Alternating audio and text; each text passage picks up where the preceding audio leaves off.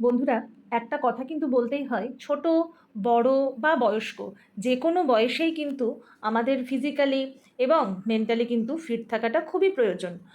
আমরা যদি এই দুটো দিক থেকে ফিট না থাকতে পারি, তাহলে কিন্তু আমরা আস্তে আস্তে ডিপ্রেশনের দিকে চলে যাই। আমাদের কাছে যত সুখ স্বাচ্ছন্দ্যই থাকুক না কেন, আমরা কিন্তু ভালোভাবে থাকতে পারবো না যদি না আমাদের মানসিক এবং শারীরিক দুটো স্বাস্থ্যই ভালো থাকে। সুতরাং বন্ধুরা, প্রত্যেককে বলছি, নিজের ওপর যত্নশীল হন এবং নিজেকে একটু কিছুটা সময় নিজের জন্য কিন্তু দিনের মধ্যে অবশ্যই রাখবেন। সুতরাং বন্ধুরা, এতদিন আপনারা নিজের প্রতি যেরকম অবহেলা করেছেন, সেটাকে কিন্তু ভুলে যান। পরিবর্তনের নেশাটাই কিন্তু মানুষকে একটা বাঁচার রসদ যোগায়। একটা কথা আছে, যখন ঘুম ভাঙে তখনই সকাল। তো বন্ধুরা, আপনারা আবার অনেকেই ভাববেন যে আমরা তো এতদিন সেরকম কিছু নিজে টেক কেয়ার করিনি, সবসময় সংসারের পেছনেই দৌড়ে গেছি। তো যেটা এতদিন করে গেছেন সেটা ঠিক আছে, কিন্তু এবার থেকে আপনাকে নিজের প্রতিও যত্নশীল হতে হবে।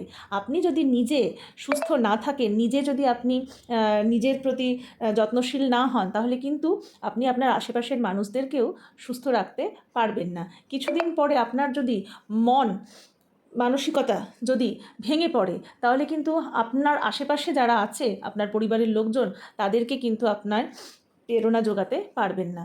আমাদের পরিবারে শুধুমাত্র যে সকালে রান্না করলাম, খেলাম, ঘুমিয়ে গেলাম, তা তো নয়। আরও প্রচুর প্রচুর কাজ থাকে এবং সেই সমস্ত কাজগুলোকে সাথে সাথে দেখা যায় যে বাচ্চারা স্কুল থেকে আসছে, তার একটা টেনশন, হাজব্যান্ড অফিস থেকে আসছে, সেই অফিসের একটা প্রেশার, সমস্ত কিছুই কিন্তু আমাদেরকে, মানে যারা গৃহবধূ, তাদেরকে কিন্তু সামলাতে হয়। সুতরাং বন্ধুরা, নিজেকে আপনারা যদি কিছুটা সময় না দেন, তাহলে কিন্তু এই 24 আওয়ার্স যেরকম স্ট্রেসের মধ্যে দিয়ে আমরা যাই, সেটা কিন্তু আমরা কখনোই সামলাতে পারবো না।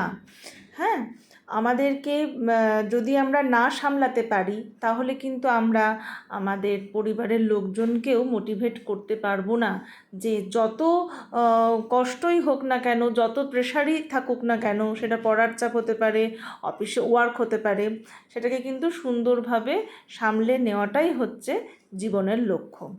এবং এই যে মোটিভেশনাল স্পিচগুলো যেটা আমি আপনাদের বলে থাকি, আশা করি আপনাদের কিছু কাজে আসবে। আজকের ভিডিওটি বন্ধুরা কেমন লাগলো অবশ্যই কমেন্ট করে জানাবেন। আপনাদের কমেন্টের কিন্তু অপেক্ষায় আছি।